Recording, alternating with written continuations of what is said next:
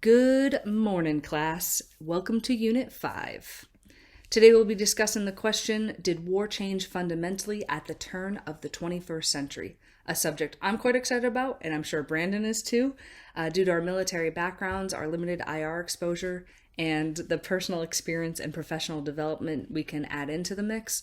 Additionally, due to some changes in our group, question 2 will be posted later this evening or tomorrow morning. As some of you have started or finished the reading for Unit 5, the discussion will center around the concept of war, the definition of the 21st century, and what has changed. As always, some discussion questions will follow near the end for you all to provide some thought-provoking responses and questions. And please note, Brandon and I structured this presentation with the intent to facilitate communication between classmates and allow room for build-up and discussion. I think this is a fantastic question to ponder, and I hope you are just as excited and enjoy the presentation.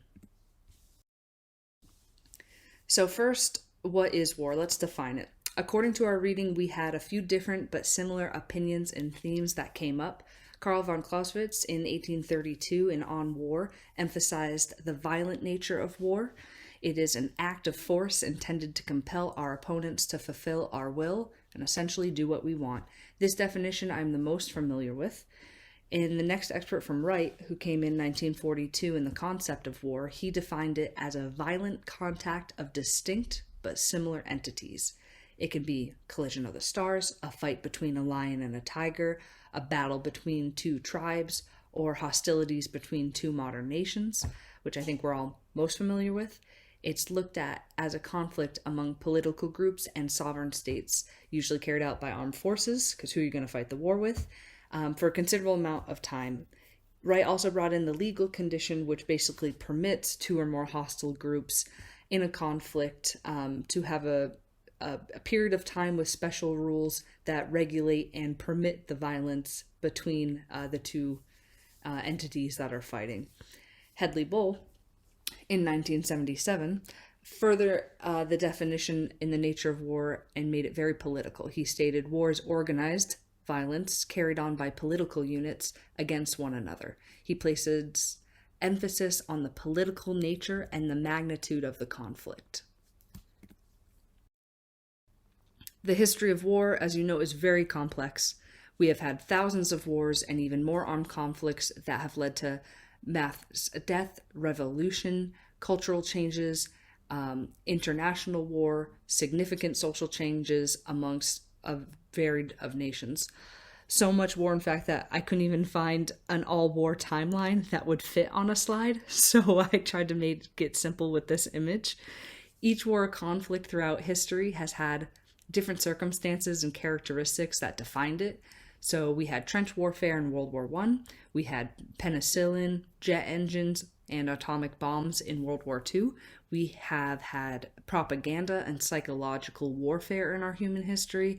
You name it. But what makes the 21st century so special? Why are we focusing on that turn?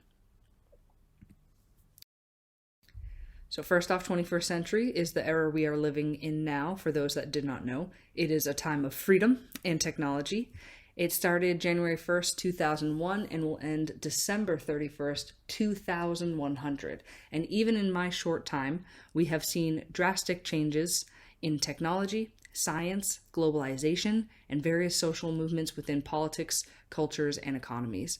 In Wright's expert, again, of concepts of war, he presented 4 types of changes we have seen, and albeit it was in reference to the opinion that war is a problem, something question 2 subject will probably address and cover later this evening.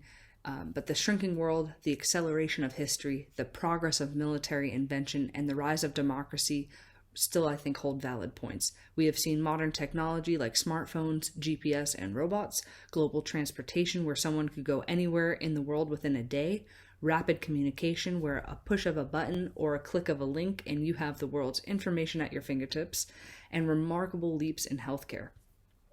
And also strange and scary ethics with artificial intelligence that is on the rise.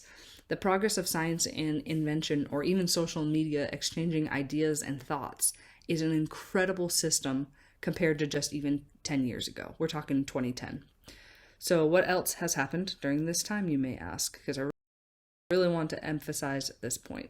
We've had disease outbreaks pretty much throughout our time in the 21st century, but also a lot of healthcare improvements. Imagine if we didn't have the global technology and advances to address the recent COVID pandemic, how difficult it would be to contact trace, how something so common in today's lifestyle could shift the balance of life, population sizes, and ultimately the warfighting capabilities of others. It's a scary thought to think of.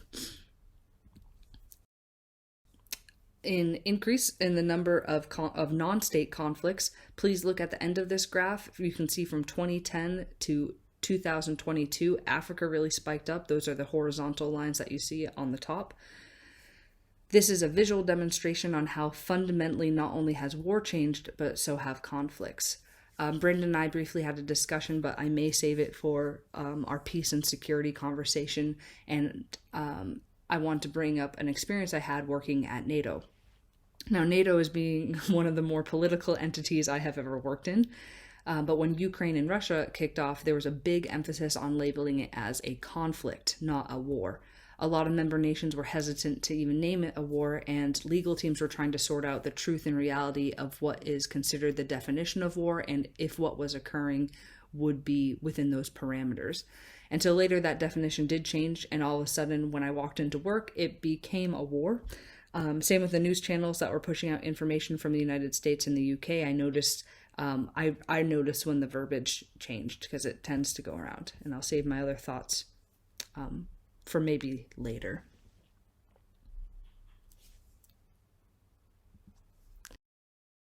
So the number of active state-based conflicts in 2022 is shown here and what is currently happening in the world. As you can see, Russia, Africa, and the Middle East is taking a huge hit. And these images were taken from the UCDP website that was posted within our reading. I actually did some perusing in the graph section, and I just thought this stuff was really interesting, real time, and I love the way that they put this together.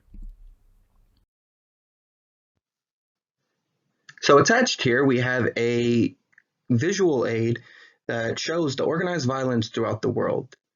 Notice the indicators. They might be a little difficult to read. However, they highlight that there is a drastic amount of activity going on in Mexico, South America, Africa, and the Middle East during this time. Take a moment, please. I know that this might be a little difficult to read. However, it does highlight organized violence that is occurring. We have had a decade of influential technology. 3G networks, Microsoft Office that I'm currently using to make this presentation and communicate with all of you, Xbox for my gamers, Blu-ray, social media channels, hoverboards, self-driving cars, AI, robots, military robots, house cleaning robots, pretty much any robot you can imagine. The following decade only continued to elaborate on these monumental advances. Elon Musk, Starlink, for example, which Brandon brought up, offers lightning fast internet, and even the ruralist of locations can get it, which greatly changes fundamentals of warfighting. Even 3G to 5G, we have web-based AI that is available to the world now, such as ChatGPT, Google's Bard, with advances like this. Brandon and I would argue that not only did war change fundamentally at the turn of the 21st century, but it is fundamentally changing advancement by advancement day to day, a theory we can all take a moment to ponder on. More technology into social media. While pondering on that theory, let us add that technology continues to advance while we discuss this very topic. Currently, right now, it's happening. 3D printers are working with AI and can create a myriad of items that shift the power of violence, such as non-traceable firearms, and that can make it through airport securities, which is a scary thought. Electric cars are challenging the need and lowering the importance for natural resources, an item that has shaped global superpowers, such as Russia and its claim of the Arctic Circle. GPS technology and drones take the warfighting battle space to new heights, fundamentally challenging Clausewitz on compelling others to fulfill our will. And spitballing some things I remember, we kicked off the century in 2001. And if you do a quick Google search, at least on my end, It centered around September 11th, the increase in terrorist attacks and organized terrorist groups. U.S. enacted the global war on terror. NATO interventions were happening in Afghanistan and Iraq, resulting in several civil wars and political instability in the Middle East and Africa. That might be related to the graphs that I just showed you, and it's still occurring today. There are still a ton of issues, and we're even seeing some conflicts arise right now in the news. 2002 had the signing of many international agreements. We had the International Criminal Court developed, the African Union, the Russian-American Strategic Offensive Reductions Treaty, which is something I'm very familiar with. The European Union added 13 member states and introduced the euro, so economies changed significantly due to that. Open borders. NATO gained 11 member states. In 2007, we already talked about a lot of technology, but iPhone was released, making communication even faster. We've had the Human Genome Project, 23andMe. More than half the world's population got internet access by 2018. 2020, we got COVID again. Need to say more about that pandemic. We had Ebola after that. What's significant about COVID was how rapidly it spread worldwide, and over 6 million people are associated with dying from COVID-19. And it caused a huge global economic disruption, even probably since the Great Depression. World economies expanded, global warming's increasing. I'm not even sure what to prioritize on this timeline because so much has happened, like I said, even in the last 10 years. So let's move on to our main question. Looking at the fundamental piece of our question.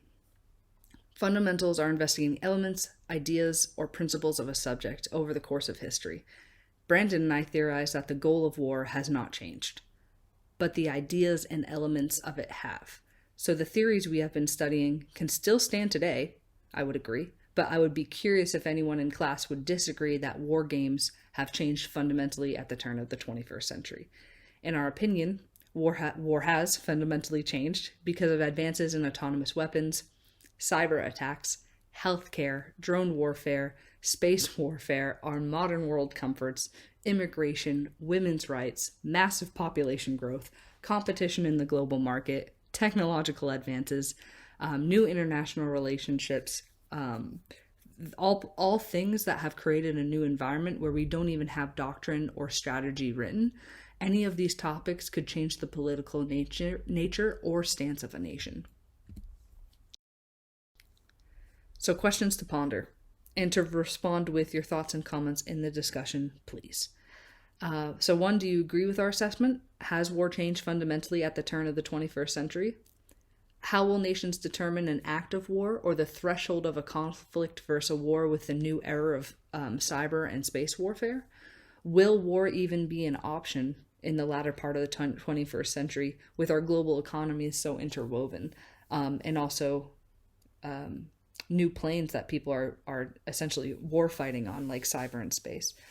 What impact do you feel economical fair trade has on the fundamental changes of war? Consider BRICS and the PRC's Belt and Road Initiative, which is something Brandon can maybe comment on later on, which I thought, he explained it to me and I thought it was really interesting. So. This concludes our presentation. Hannah and I both would like to thank you all for your time and look forward to discussions moving forward. Thank you.